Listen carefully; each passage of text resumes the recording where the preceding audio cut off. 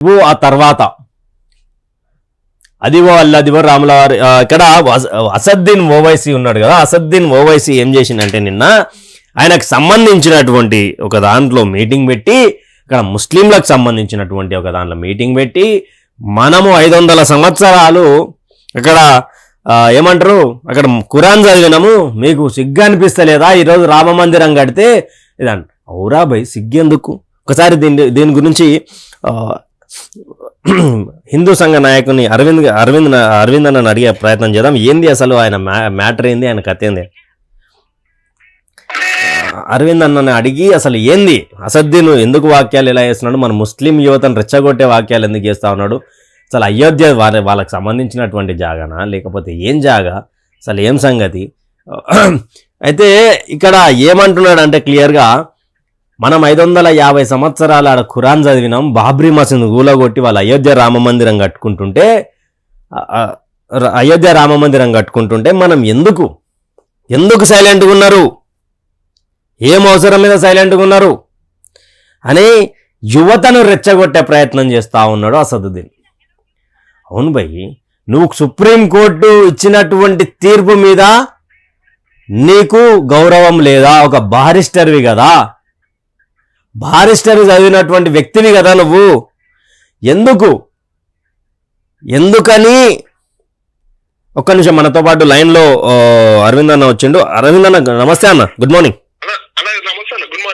అన్న. ఇది అసదుద్దీన్ అయోధ్య రామ మందిరం మీద ముస్లిం యువతను, మీకు 550 సంవత్సరాలు మనం ఆడ ఖురాన్ చదివినాము, మీకు సిగ్గు అనిపిస్తలేదా, మీ రక్తం ఉడుకుతలేదా, ఆడ మనం కాదని హిందువులు అయోధ్య రామ మందిరం కట్టారని చెప్పి యువతను రెచ్చగొట్టే వాక్యాలు చేసినటువంటి బండి సంజయ్, భారతీయ జనతా పార్టీకి సంబంధించినటువంటి ఎంపీ బండి సంజయ్ అన్న నిన్న ఓవైసీ కౌంటర్ ఇచ్చింది. దాని గురించి ఏమంటారు అన్న, అసలు ఓవైసీ సంగతి ఏంది అసలు? నేను గత 4 రోజుల నుంచి చూస్తున్నా, ఈ అసదుద్దీన్ ఓవైసీ అనేటోడు ఎందుకు కాముషి ఉంటారు అబ్బాయి, ఇంత రామ మందిరం అవుతుంది ఇంకా ఆయన దుకాణం తెరవలేదా అని చూస్తున్నా. అనే తెలిసింది దుకాణం. అసదుద్దీన్ ఓవైసీ వ్యక్తి ఆడొక వేస్ట్ గాడు, చిల్లర్ గాడు. ఎంతసేపు ముస్లింలను రెచ్చగొట్టి హిందూ ముస్లింల మధ్య కొట్లాట పెట్టాలా. ఆడ 500 ఏళ్ల నుంచి నమాజ్ చేస్తున్నాం, మనం అట్టెట్టుకుంటామని మన వేల సంవత్సరాల నుంచి ఆడ రాముడిని మేము పూజ చేసుకుంటూ వస్తున్నాం. ప్రభు శ్రీరాముడు అక్కడ కొట్టి మొత్తం దేశాన్ని పాలించి అందరం ధర్మం వైపు న్యాయం వైపు నడవాలని ఒక గొప్ప, ఆయన ఒక దేవుడే కాకుండా ఒక రాజులే, ఒక సామాన్య మానవుడులే బతికి అంత మానవాళిని ధర్మం వైపు నడిపించిన మహానుభావుడు. అలాంటి మహానుభావుడి పుణ్య జన్మస్థలంపై నిత్యం అనుచిత వ్యాఖ్యలు చేసే వ్యక్తి అసదుద్దీన్ ఓవైసీ గారు. ఎలక్షన్లు దగ్గరకు వస్తున్నాయి. హైదరాబాద్ పార్లమెంట్ 3 అసెంబ్లీ సీట్లు మనం పోయేటట్టు ఉండే. ఏం చేయాలా, ఇలా రెచ్చగొట్టి పబ్బం గడుపుకోవాలా, కానీ అసలు చిల్లర్ లెక్క చేస్తున్నారు. అంటే అసదుద్దీన్ ఒక బారిస్టర్ చదివినటువంటి వ్యక్తి కదా, ఆయన సుప్రీం కోర్టుకి సంబంధించినటువంటి తీర్పుని స్వీకరిస్తలేడా అన్న? అలా బారిస్టర్ అని నీకు తెలుసు, నాకు తెలుసు. ఆడు కాపీ కొట్టి పాస్ అయ్యడో లేకపోతే ఏం చేసి పాస్ అయ్యడో ఓన్ కేర్గా చెప్పు. ఆడ బారిస్టర్ చదివినోడు అయితే సొంత తమ్ముడు కేసులో కొట్టాడాలి కదా. ఆడ అన్ని వేస్ట్ మాటలాడు. వాళ్ళకి ఫేవరబుల్ రాకపోతే ఏమో భారత రాజ్యాంగాన్ని, బాబాసాహెబ్ గారు ఇచ్చిన రాజ్యాంగాన్ని కూడా అవమానపరుస్తారు. ఇప్పుడు అసదుద్దీన్ ఓవైసీ వ్యాఖ్యలు చేసిందంటే హిందువుల మనోభావాలను దెబ్బతీసిండు. అట్లనే మనం రాజ్యాంగాన్ని పవిత్రంగా పూజిస్తాం. 130 కోట్ల మంది ప్రజలు భారత రాజ్యాంగాన్ని నమ్ముతారు. అటువంటి రాజ్యాంగాన్ని ఇప్పుడు మనకు రామ మందిరం భారత రాజ్యాంగం ప్రకారమే వచ్చింది కదా మొన్న సుప్రీంకోర్టులో. కోర్టు న్యాయపరంగానే ఇచ్చింది. అంటే ఇప్పుడు అసదుద్దీన్ ఓవైసీ ఒక బారిస్టర్ అయి ఉండి, సరే వాళ్ళ ముచ్చటనే బారిస్టర్ అంటారు కదా, ఒక బారిస్టర్ అయి ఉండి ఒక భారత రాజ్యాంగం ఇచ్చిన తీర్పును అవమానపరుస్తుందంటే బాబాసాహెబ్ భీమ్రావ్ అంబేద్కర్ గారిని అవమానపరుస్తుంది ఇప్పుడు అసదుద్దీన్ ఓవైసీ. అటువంటి వ్యక్తి ఆయనే. అలా ఫేవరబుల్ గా వస్తేమో మంచిది, ఫేవరబుల్ రాకపోతే ఏమో మంచిది కాదు. ఇక అటువంటి వ్యక్తి అసదుద్దీన్ ఓవైసీ. అంటే ఇప్పుడు అయోధ్యకు సంబంధించి 26 మంది లాయర్లను పెట్టి కొట్లాడింది. అసలు ఎవరన్నా 26 మంది లాయర్లను పెట్టింది?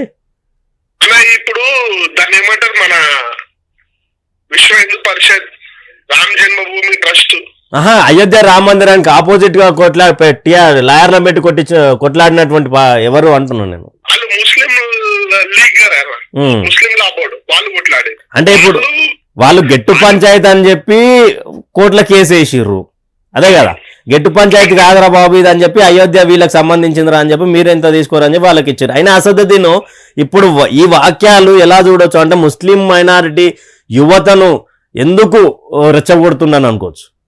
ఇప్పుడు రానున్న జనరల్ లోక్సభ ఎలక్షన్ లో వాళ్ళ పార్టీకి రాను పబ్లిక్ లా మైలేజ్ అనేది తగ్గిపోతుంది. ఏం చేయాలా ఎట్లా చేయాలని చెప్పి ఇటువంటి లెక్కలు చేసుకుంటా మళ్ళా లైమ్ లైట్ వడతనానికి చూస్తుంది. అంటే ఎలక్షన్ లో స్టంట్ ఇదంట. బీజేపీకి ఇప్పుడు ఎవరు అవునన్నా కాదన్నా ప్రధానమంత్రి నరేంద్ర మోదీ గారు మళ్ళీ యోగి ఆదిత్యనాథ్ గారి ఆధ్వర్యంలో ఆ భవ్య రామ మందిరం నిర్మాణం అవుతుంది. అంటే ఎల్కే అద్వానీ, చాలా మనోహర్ జోషి లాంటి వాళ్ళు కొట్లాడితే వాళ్ళని పట్టించుకుంటలేదు భారతీయ జనతా పార్టీ అని అంటున్నారు. ఇదంతా ఈ ఎంఐఎం పార్టీ మరియు కాంగ్రెస్ పార్టీ చేస్తున్న ఆరోపణలు ఎందుకు పట్టించుకుంటలేరన్నా? ఇప్పటికీ భారతీయ జనతా పార్టీ ప్రతి ఒక్క కార్యకర్త, ప్రధానమంత్రి కాడికించి కిందున్న కార్యకర్త కనుకంచి అడ్వాణి గారు, వాజ్పేయి గారి ఆశయాలను స్ఫూర్తిగా తీసుకొని కొట్లాడుతున్నాం, పనిచేస్తున్నాం. అన్నారు రామ మందిరం ఆహ్వానం ఇవ్వలేదు. ఎందుకు ఇవ్వలేరు? మంచిగా దివ్యాంగాలు రామ మందిర్ ట్రస్ట్ వాళ్ళు వెళ్ళి వాళ్ళకి ఆహ్వానం పలికిరు. ఏంటంటే హెల్త్ విషయంలో వాళ్ళు కొంచెం ఆలోచించారు అంతే. ఇదంతా ఆపోజిషన్ కాంగ్రెస్ పార్టీ ఆడుతున్న ఒక వేస్ట్ డ్రామా. కాంగ్రెస్ పార్టీకి బర్దాష్ అయితే లేదు. ఇప్పుడు రామ మందిరం నిర్మిస్తున్నారు. వాళ్ళకి బర్దాష్ కాదులే, వాళ్ళు ఎందుకు బర్దాష్ అవుతుంది, వాళ్ళకి ఎందుకు బర్దాష్ అవుతుంది అది. అందుకే వాళ్ళు ఒక్క మాట అన్నారు ఇప్పుడు.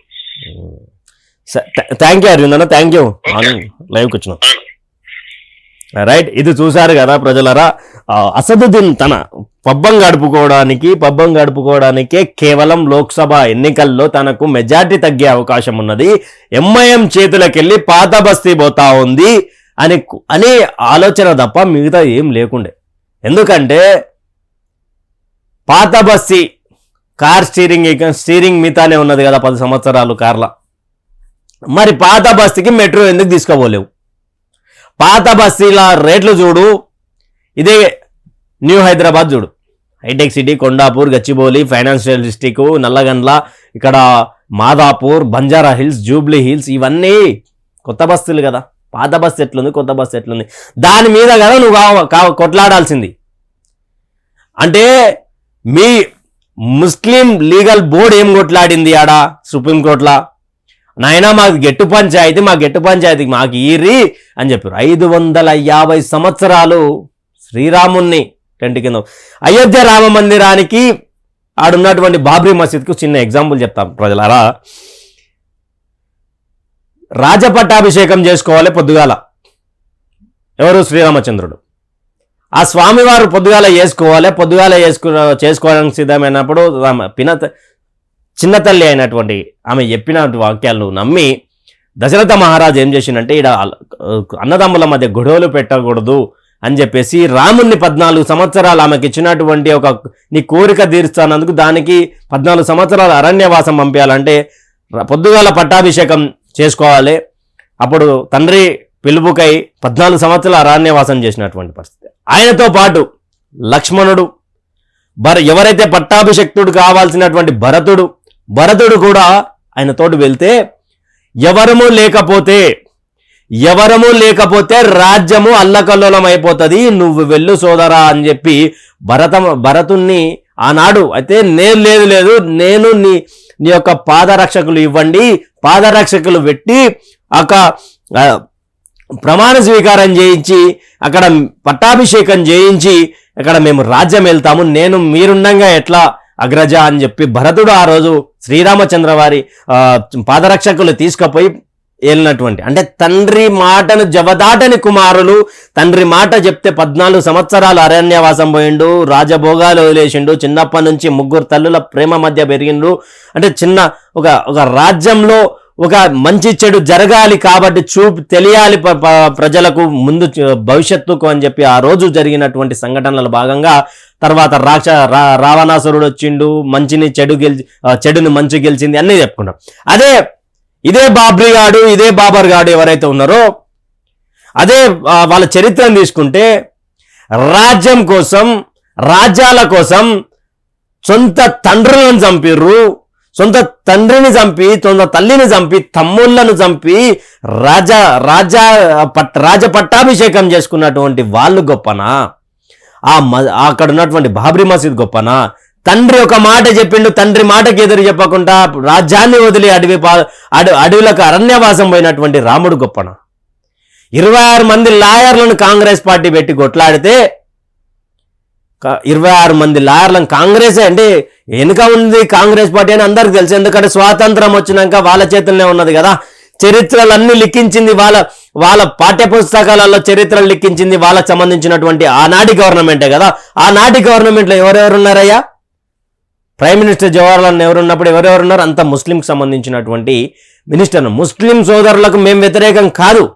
కాకపోతే దేశంలో ఉండి దేశంలో తింటూ దేశాన్నే విస్మరించి దేశాన్నే ముంచివేయాలి అన్నటువంటి కొంతమంది ఉంటారు చూసారా, వాళ్ళకు మాత్రమే ఈ యొక్క ఇవన్నీ సంఘాలు వ్యతిరేకులు. భారతీయులు అందరూ ఒకటే, ఎస్ కాదు అంటలే, కానీ భారతదేశం తిండి తింటూ భారత్ మాతాకి జై అనని వందే మాతరం పాడని వాళ్ళందరికీ వాళ్ళకు డిఫరెన్స్. కానీ అయోధ్య రామ మందిరానికి బాబ్రీ మసీద్కి ఏం సంబంధం? ఎవరిని జాగా కాదు, బాబర్ జాగనా? కొంతమంది అడుగుతారు మూర్ఖులు, అయోధ్యలోనే రాముడు పుట్టినని గ్యారెంటీ ఏంది? మరి బాబర్ ఆడ పుట్టినని గ్యారెంటీ ఉందా? అయోధ్య రామ మందిరంలోనే అయోధ్యలోనే రాముడు పుట్టినని నమ్మకం గ్యారెంటీ ఉంది. 1000 సంవత్సరాల ఆడ ఆర్కియాలజిస్టులు పెట్టి అక్కడ జరిగిన సర్వేలలో, అక్కడ జరిగినటువంటి విచారణలో ఇది ఇది రామ జన్మభూమి అని చెప్పి ఆర్కియాలజిస్టులు చెప్పినటువంటి మాట. ఆడ బాబర్కి సంబంధించినటువంటి ఏం లేవే. ఇవన్నీ పక్కన పెడితే ఇక్కడ ఆయన లోక్సభ ఎన్నికల కోసం పబ్బం గడుపుకోవడానికి